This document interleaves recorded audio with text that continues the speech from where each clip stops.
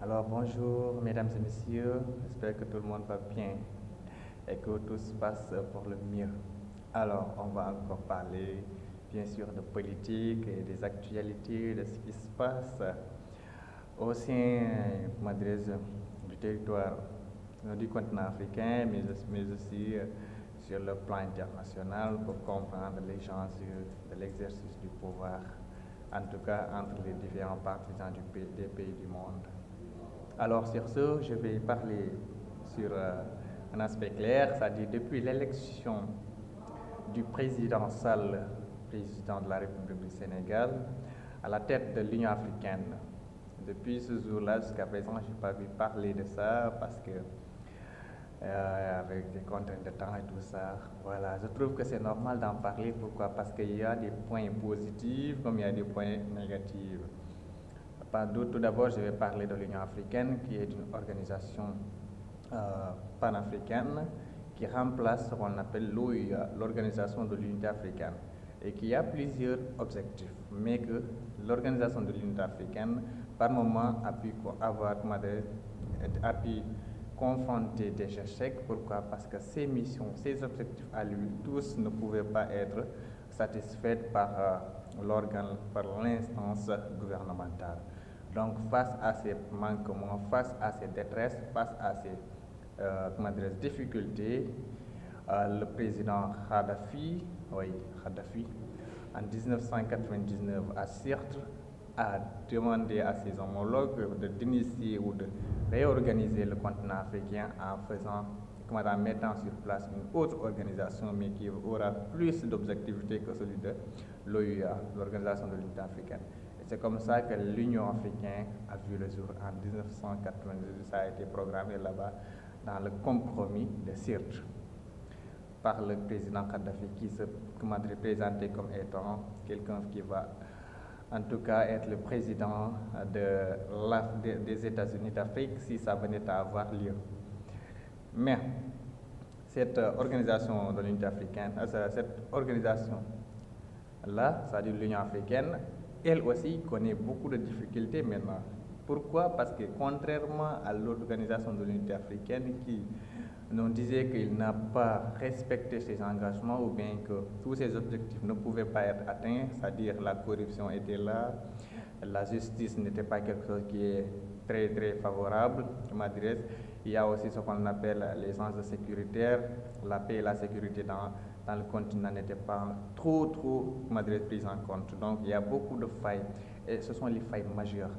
Sur le plan politique, l'intégration et la consolidation des politiques publics et des politiques agri, des projets politiques qui peuvent bien sûr mener le territoire, le continent africain en avant, étaient tous, il y avait des déficits dans ces domaines-là. Donc, face à ça, c'est pourquoi l'UA a vu le jour. Mais l'UA aussi, c'est dans le même sillage, il est confronté au même problème parce que c'est une organe. Déjà, on parle de la commission de l'organisation, de la commission de l'UA. Cette commission-là, c'est à eux de décider maintenant des programmes, des domaines d'intervention de l'Union africaine. Maintenant, elle aussi connaît des failles, bien évidemment, parce qu'il y a la question sécuritaire qui n'est toujours pas réglée. Et qu'est-ce que le président Sall a comme mission? C'est d'abord réinstaurer la stabilité dans le continent. C'est un point phare qu'elle devra s'appuyer. Et avec, bien sûr, l'aide du Maroc qui venait de réintégrer, je pense en 2017, si je ne me trompe pas, l'organisation Madres, l'Union africaine, parce qu'il était sorti, le Maroc était sorti à cause de quoi? À cause du mouvement arabe saharaoui qui voulait son indépendance. Il y a le Maghreb, les pays du Nord, les pays arabes, mais que il y a depuis 30 ans, à la sortie du Maroc, ils peinent à avoir ce qu'on appelle la stabilité dans cette partie du monde-là. Du coup, c'est ce qui a permis, par intermittence au Maroc, de revenir intégrer l'Union africaine. Mais cette réintégration-là va aussi consolider l'Union africaine. Pourquoi? Parce que le Maroc, sur le plan militaire, ils sont bien. Ils se sont développés en un moment pour promouvoir la stabilité dans le continent. Ils peuvent représenter un grand poids. sans oublier bien sûr qu'ils sont la 6e puissance économique de l'Afrique. Donc, économiquement aussi, ils peuvent apporter beaucoup à l'Union africaine, notamment même ils ont dit qu'ils vont financer les projets de l'Union africaine. Donc, ça peut être un bénéfice. Mais le président Sall serait confronté à ça par l'aide des Marocains, l'aide des Nigériens, les Sénégalais, les Maliens, tous les pays partisans de l'Union africaine devra contribuer en termes militaires, sur le plan politique et sur le plan économique pour pouvoir avoir une certaine stabilité donc, dans le continent. Et cette stabilisation ne sera faite que si tous ces pays membres de l'Union africaine acceptent de plaider pour la cause du continent, mais que personne ne regarde ses désirs personnels ou bien ses intérêts personnels, mais qu'ils mettent en avant l'intérêt du continent.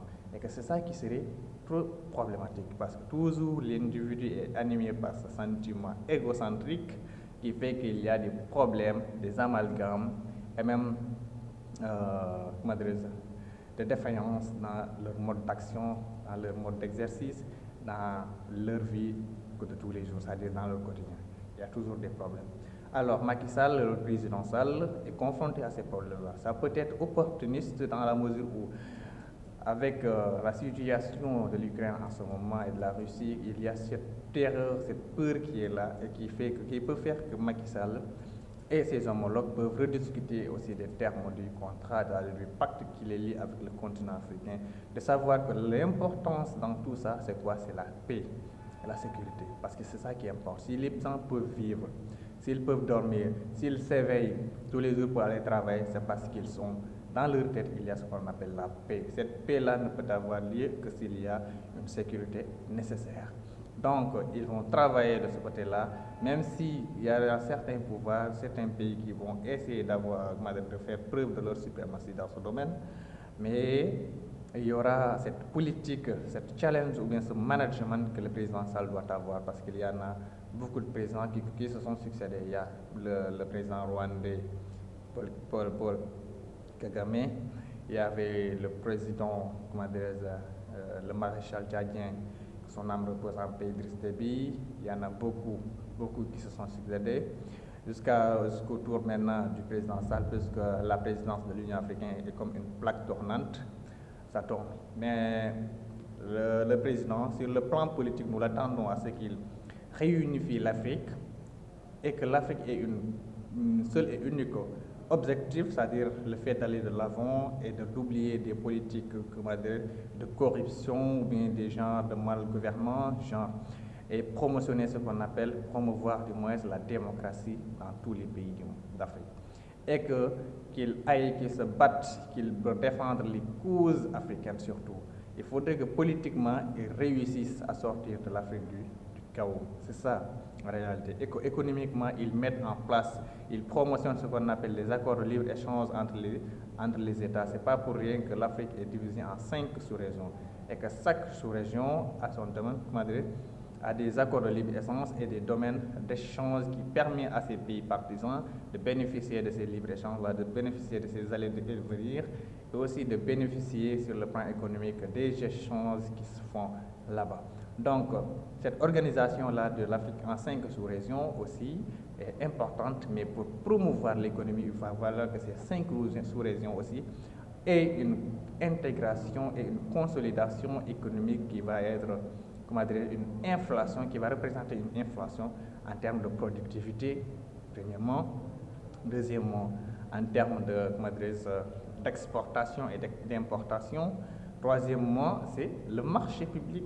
Il faut que les produits soient versés directement dans le marché public, qu'ils rencontrent et que la demande soit en rehausse. Plus la demande est en rehausse, plus la productivité aussi est importante, parce que le marché public, ça va se passer comme ça. Donc, entre autres, le président Sall, ce qu'il attend, c'est à beaucoup de choses, mais s'il réussit politiquement à réunifier, à mettre les cœurs dans une même boîte, c'est-à-dire les fusionner, et aussi en mettant sur place des politiques publiques aguerries qui peuvent tenir la route, et aussi en sécurisant le pays, politique de sécurité continentale. Je pense que ça suffit largement pour l'instant, et éviter les politiques de corruption surtout, et promouvoir l'intégrité des territoires et l'indépendance et bien la démocratie aussi.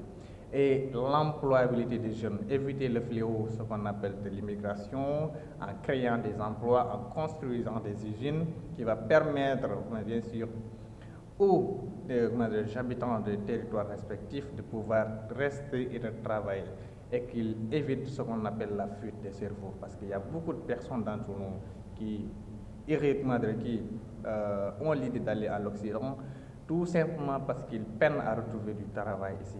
Il n'y a pas de boulot. Pourquoi? Parce que ça galère. Il n'y a pas assez d'usines, il n'y a pas assez d'emplois, et même les emplois ne sont pas payants. Et pourtant, il y a toute une famille à nourrir. Ça présente un défaut et un problème. Il faut que le président mette en place des programmes qui peuvent permettre aux jeunes, à la jeunesse africaine, de pouvoir bénéficier de ces postes-là, de ces usines de transformation. Et ça va participer aussi à la diminution de ce que l'on appelle, les taux de chômage.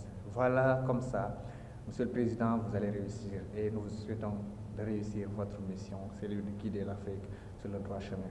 Parce qu'il n'est pas donné à tout le monde de diriger, mais quand vous devenez dirigeant, vous devez avoir certaines qualités et vous devez surtout être direct et instructif et avoir la tête sur les épaules et ne jamais écouter les magouilleurs, c'est ce qui vont être là à vous essayer de vous balancer ou bien de basculer dans le mauvais chemin et tout ça. Mais Dieu vous a donné cette tâche-là, accomplissez-la avec honneur. C'est ça, tout ce que le peuple vous souhaite de réussir. Et la situation aujourd'hui en Russie, c'est une bref, elle est compliquée maintenant. Le monde ne parle plus, je dirais. Mais c'est la vache. Pourquoi? Parce que l'armée russe attaque maintenant ce qu'on appelle les centrales nucléaires, bien sûr, ukrainiennes. Il y a 6 rampes de lancement dans ces centrales nucléaires-là. Alors que celui de Tchernobyl, la centrale nucléaire de Tchernobyl qui avait explosé, n'avait qu'une seule rampe de lancement et que ça a fait des milliers de morts. Ça a eu un impact flagrant. Mais que celui-ci peut être 6 fois plus grand que celui de Tchernobyl. Pourquoi? Parce qu'il y a 6 rampes de lancement, 6 nucléaires qui sont là. Donc, si les autorités diplomatiques, si les médiateurs ne font pas leur boulot, si Poutine et Zelensky ne trouvent pas un terrain d'entente, il peut y avoir un chaos total dans ce monde. Parce que ces nucléaires-là, quand ils s'explosent, ce n'est pas seulement les êtres humains qui sont dans ces zones qui vont mourir, mais il y aura un impact flagrant sur l'écosystème, mais aussi sur la situation naturelle du monde. Parce que ces radiations-là, ces détonations-là, ils vont partir dans l'air et que toute personne vivant dans des territoires environnants parvient à humer cette terre-là, alors il va avoir beaucoup de problèmes, de sérieux problèmes, des maladies incurables ou bien des choses comme ça. Et ça, c'est néfaste, bien sûr. Alors nous demandons aux autorités internationales, à l'ONU surtout, aux Américains, à l'OTAN et à la Russie de trouver un terrain d'entente et de réguler ça pour une bonne fois pour toutes. Parce que plus on avance, plus ça rentre dans le chaos. Bientôt, sinon, on va parler d'un choc pétrolier. Pourquoi? Parce que le pétrole est en inflation totale. Le prix du pétrole, ça dépasse largement de ce qu'il devait coûter. Donc, pour éviter encore un autre choc pétrolier, à l'instant de celui du 79 et de 85, alors nous demandons encore aux pays de l'OTAN, aux Américains, à la Russie, à l'Ukraine, de trouver un terrain d'entente. Parce que cette guerre-là, ça va maintenant de trop loin. Alors c'était tout pour aujourd'hui, chers amis. Je pense que la vidéo pour vous sera instructive. Alors je vous demande de cliquer sur la pouce bleue et n'oubliez pas de vous abonner parce que ce qui nous permettra nous aussi de continuer à faire ce boulot-là. Des préfets, c'est pas facile. Il y a beaucoup d'autres qui me demandent pourquoi vous ne faites pas de vidéos. Je dis qu'il y a toujours des problèmes de temps, mais aimez et abonnez-vous et on va aller ensemble encore beaucoup plus loin, Inch'Allah. Et merci, prenez soin de vous. À plus tard.